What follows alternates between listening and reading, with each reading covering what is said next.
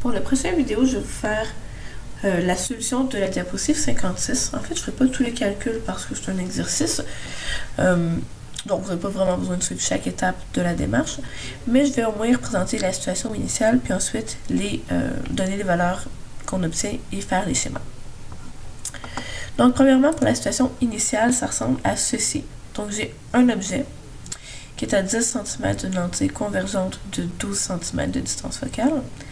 15 cm plus loin, il y a une deuxième lentille divergente, celle-là, avec une distance focale de 30 cm. Mais quand je vous dis que c'est une lentille divergente, c'est à vous d'aller mettre le moins. Et mon objet a une taille de 1,2 cm. Donc, c'est quelque chose qui se fait en deux étapes, vu qu'il y a deux lentilles, de la même manière qu'on faisait en deux étapes quand on avait les deux dioptres. Donc, avec la première étape, vous devriez... en fait, vous avez déjà votre P1 qui est 10 cm, votre F1 qui est 12 cm, et avec ça, vous allez obtenir votre Q1 qui va être moins 60 cm. C'est une grande valeur par rapport aux autres. C'est pour ça que je recommande toujours de faire les calculs avant de faire les schémas, sinon souvent on ne se garde pas assez d'espace pour faire les schémas comme il faut. De la même manière, si on calcule la taille de l'image par la première lentille, on va obtenir 7,2 cm, donc 6 fois plus grand. Fait qu'il faut aussi se garder la taille en hauteur ainsi qu'en longueur. Ce que je vais faire, c'est de me tracer un axe qui va faire ma lentille, sur laquelle je vais placer ma lentille, pardon.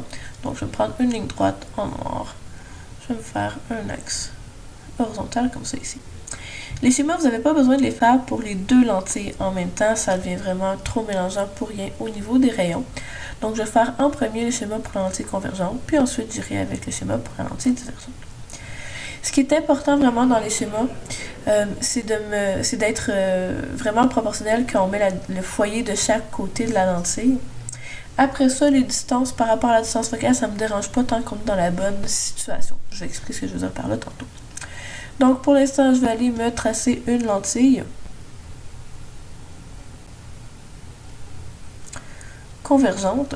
Puis là, il faut que je me garde pas mal de place, il faut que je me garde 60 cm à gauche, l'équivalent par rapport à mes valeurs. Donc, il faut que je me garde 5 fois la distance focale. Fait que ce que je peux faire, c'est prendre ma distance focale, supposons, à 4 cases, puis je devrais être pas mal correct pour faire mes schémas. Après, je vais me prendre, mettons, du mauve pour représenter mon foyer. Ici, et un autre de l'autre côté. Fait que pour ça, une règle du quadrillage, ça aide pour être vraiment symétrique. Après ça, je vais aller représenter mon objet. Mon objet, ça ne me dérange pas s'il est placé vraiment, comme je disais, exactement au bon endroit.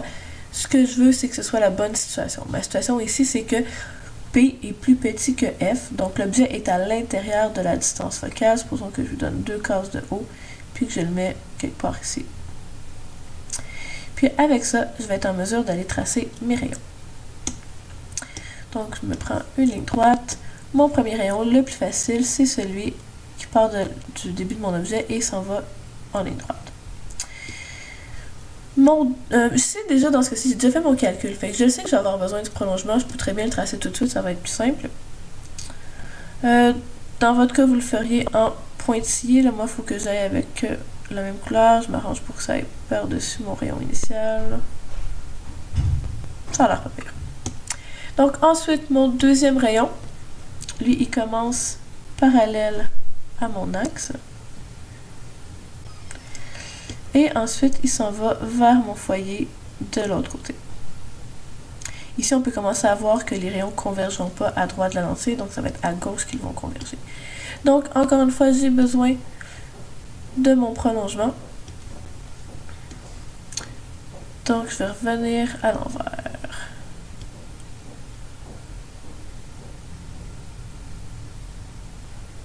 Aussi bien superposé que possible. Quelque chose comme ça. Et finalement, je vais aller tracer mon dernier rayon. Fait que mon dernier rayon, lui, il faut qu'il provienne du foyer et passe par l'image. Là, on peut voir qu'il s'en vient pas mal plus haut que ce que j'avais dessiné jusqu'ici. Quelque chose comme ça. Ce rayon-là, ça ne dérange pas s'il dépasse la lentille. Là, on peut ajuster la taille de la lentille par après si on en a besoin. Pour dire, ok, mais ma lentille, finalement, je la veux grande comme ça. Donc, ensuite, je reviens prendre mon rayon. Ce rayon-là, il est dévié parallèle à mon axe. Et encore une fois, j'ai besoin de mon prolongement. Donc là, on fait voir qu'on n'est pas super précis, on n'obtient pas exactement un point trop facile à faire, un bon point où tous les rayons convergent. Ici, c'est que mes traits étaient trop épais avec le quadrillage, mais je voulais que vous puissiez bien les voir. Donc, mon objet, je ne voulais pas que ça vire en noir, ça. Excusez-moi, je vais retracer ma ligne en bleu.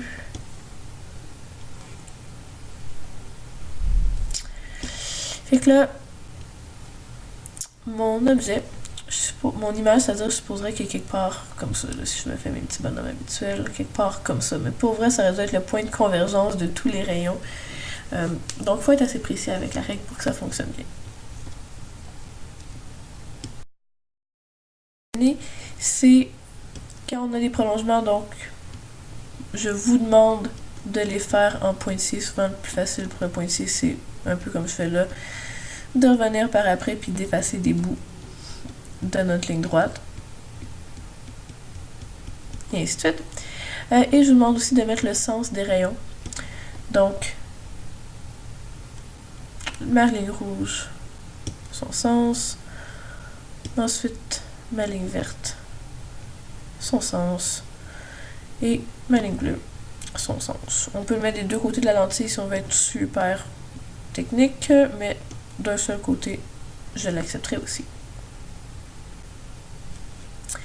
Donc ça, c'est pour ma première situation. Il nous reste la deuxième situation à aller faire. C'est-à-dire que je vais vous écrire les valeurs, mais que je ne ferai pas tous les calculs. Donc, ce que vous auriez dû trouver pour le P2, c'était 75 cm. Donc, positif, ça va être un objet réel. Ensuite, pour Q2, vous devriez trouver moins 21,43 cm. Ça, je répète que c'était avec F2 de moins 30 cm parce que la lentille est divergente. Et un YI final, donc YI2 de 2,06 cm. Pour ce qui est des tracés de rayons, donc je commence encore en faisant un axe pour ma lentille.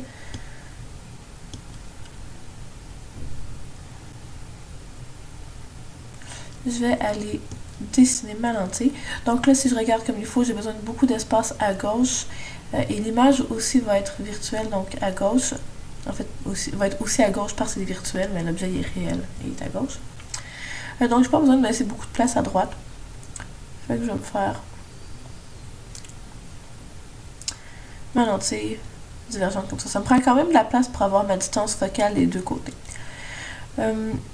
Donc là, mon P2, il est moins de 3 fois plus grand que ma distance focale, fait que je peux prendre pas mal d'espace ici.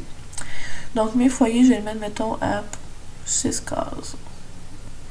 Comme ça, et 6 cases de l'autre côté. Pour ce qui est de mon objet, ben là, je vais aller le mettre loin en arrière. Comme je vous disais, c'est pas la proportionnalité exacte qui m'intéresse, c'est vraiment d'être dans la bonne situation. Donc, je vais me faire un objet comme ça ici. Et je m'en vais tracer mes différents rayons.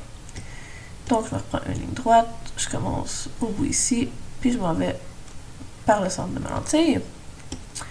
Ensuite, pour mon deuxième rayon, je commence tout droit jusqu'à ma lentille, puis ensuite il est dévié. Là, c'est en divergent, donc pour une lentille divergente, c'est certain que je m'en vais pas comme ça vers ce foyer-là. Ça, c'est une lentille convergente. Je m'en vais quelque part par là-bas. Là, c'est pas super évident à voir. Il faut en fait que je parte de mon foyer pour être capable de bien placer mon rayon. Et là, j'ai mon rayon. En tant que tel, ça ici, c'est un prolongement. Et mon dernier rayon, c'est toujours celui-là que je trouve le plus difficile, surtout pour les lentilles divergentes. Lui, il faut qu'il parte de l'objet puis qu'il s'en aille vers le foyer qui est de l'autre côté. Ça, je trouve toujours ça un petit peu étrange. Mais c'est comme ça. Et donc ici, ça c'est pas un vrai rayon. Et ensuite, je reviens avec ma ligne droite. Je repars de ma lentille et je fais une ligne parallèle à l'axe. Puis là, ça croise pas, donc il faut que je revienne faire mon prolongement de l'autre côté. Là, j'arrive un petit peu mieux que tantôt. Et j'ai donc mon image qui est ici. Mon image, elle est rapetissée par rapport à mon objet qui était de 7 cm. Maintenant, je suis à 2 cm. C'est une image virtuelle, moins 21.